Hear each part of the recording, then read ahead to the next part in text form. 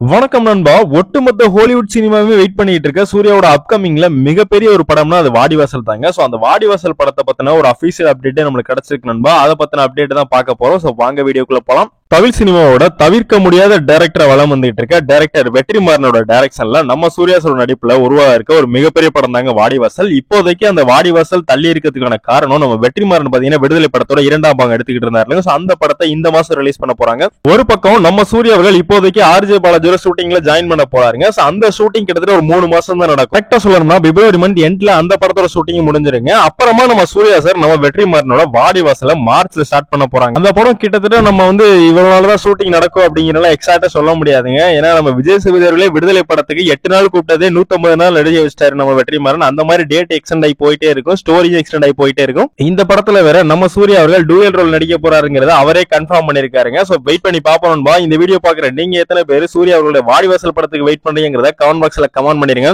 இந்த வீடியோவை உங்களுக்கு தெரிஞ்ச சூர்யா ரசிகர்களுக்கு ஷேர் பண்ணுங்க. தேங்க்யூ நண்பா.